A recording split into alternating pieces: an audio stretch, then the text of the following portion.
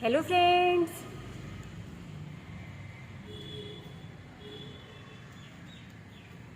आपने देखा होगा कि कभी कभी आपके जो गुलाब की पत्तियां हैं वो पीली पड़ने लग जाती हैं और इसकी जो वेन्स हैं वो हरी हरी सी दिखाई देने लग जाती हैं और जो आसपास की पत्तियों का हिस्सा है वो हल्का पीला या फिर सफ़ेद दिखाई देने लग जाता है, जिसकी वजह से धीरे धीरे हमारा गुलाब का पौधा मुरझाया हुआ सा दिखाई देता है और इसकी फ्लावरिंग और ग्रोथ रुक जाती है। तो फ्रेंड्स, ये प्रॉब्लम हमारे गुलाब के पौधे में क्यों आती है, इसके क्या क्या कारण है और इसको हम कैसे ठीक कर सकते हैं अपने गुलाब के पौधे से, इसी टॉपिक पर आज का वीडियो है।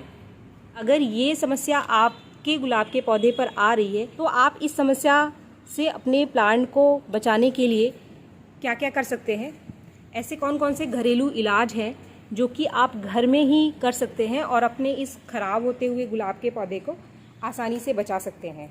हमारे गुलाब के पौधे की पत्तियों के पीले होने और सफ़ेद होने के पीछे का जो पहला कारण है वो ये हो सकता है कि आपके गुलाब के पौधे की जो मिट्टी है इसमें ऑक्सीजन की कमी है और हमारे गुलाब के पौधे को प्रॉपर ऑक्सीजन नहीं मिल पा रहा है। तो ये समस्या क्यों आती है? ये समस्या हमारे गुलाब के पौधे में तब आती है जब हमारे गुलाब के पौधे की जो पॉट है उसकी ड्रेनेज अच्छी नहीं है, इसको प्रॉपर ऑक्सीजन नहीं मिल पा रहा है।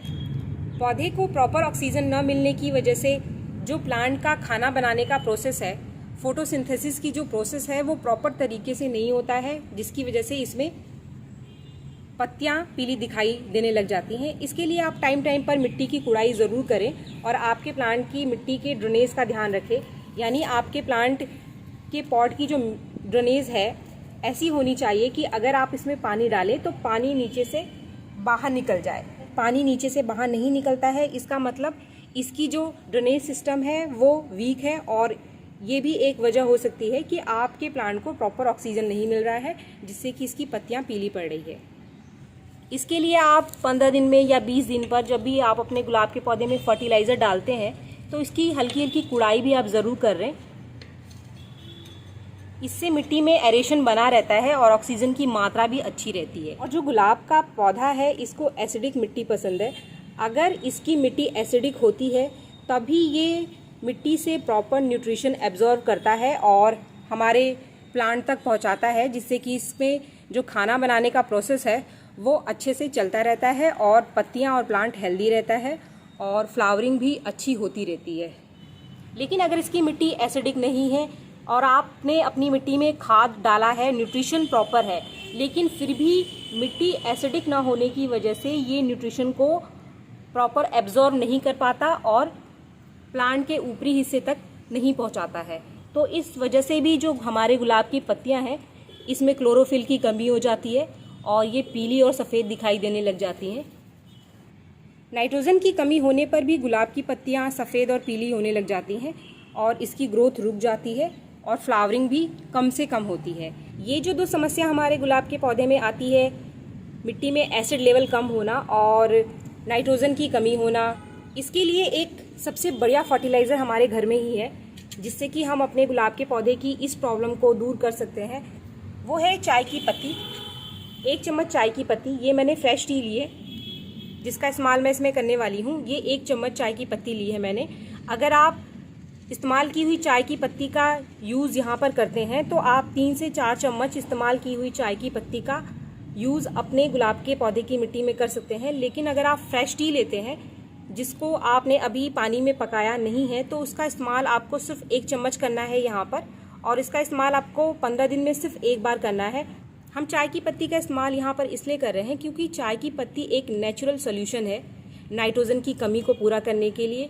साथ ही इसमें टैनिक एसिड पाया जाता है, तो टैनिक एसिड यहाँ पर 2 काम करता है। एक तो मिट्टी की ऑक्सीजन लेवल को बढ़ाता है और गुलाब की मिट्टी का जो एसिड लेवल है उसको भी बढ़ा देता है। तो इसको प्लांट में डालने से जो 2 कमी हमारे गुलाब के पौधे में हो रही थी, एक तो इसका एसिड लेवल कम होना और दूसरा इसमें नाइट्रोजन की कमी को ये चाय की पत्ती पूरा करेगी। अगर इसको आप 15 दिन में एक बार अपने गुलाब के पौधे में डाल दें, पत्तियों में होने वाली नाइट्रोजन की कमी को पूरा करती है। इसके साथ ही गुलाब के मिट्टी की एसिड लेवल को बढ़ाती है, जिससे कि गुलाब का पौधा ज़्यादा से ज़्यादा न्यूट्रिशन को मिट्टी से एब्जॉर्व करके ऊपर पत्तियों तक पहुंचाता है और इसमें जो खाना बनाने का प्रोसेस है वो सही तरीके से चलता रहता है। एक जो मुख्य समस्या हमारे गुलाब के पौधे में आती है वो आती है आयरन की कमी। अगर प्लांट की मिट्टी में आयरन की कमी है तो प्लांट अच्छे से न्यूट्रिशन को मिट्टी से अब्जॉर्व नहीं कर पाता है और पूरा न्यूट्रिशन ऊपर तक हमारे गुलाब की पत्तियों को नहीं मिलता है, जिससे कि इसकी पत्तियाँ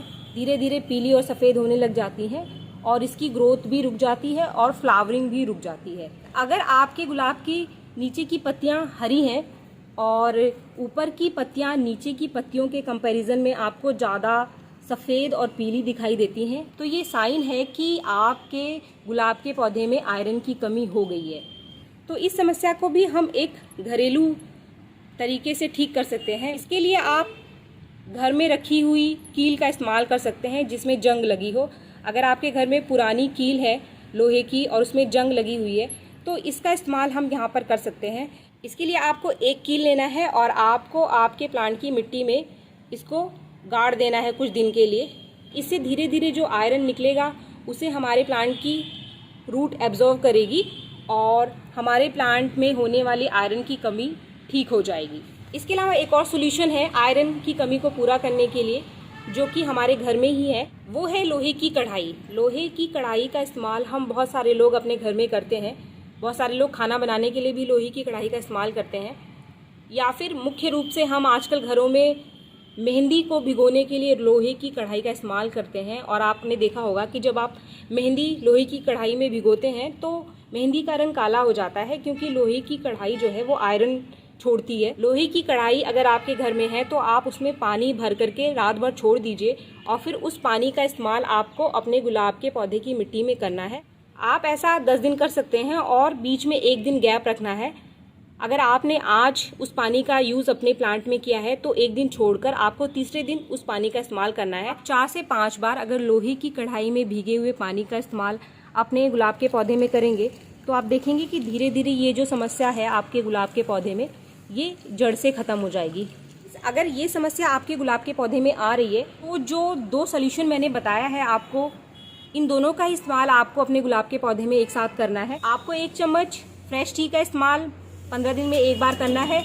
इसके साथ ही आप जंग लगी हुई कील अपने गुलाब के पौधे की मिट्टी में गाड़ दीजिए, या फिर लोहे की कढ़ाई में भीगे हुए पानी का इस्तेमाल आप 4 से 5 बार अपने गुलाब के पौधे में करें तो ये समस्या आपके गुलाब के पौधे से जड़ से ही ठीक हो जाएगी और नेचुरल तरीके से आप इस समस्या को अपने गुलाब के पौधे से दूर कर पाएंगे।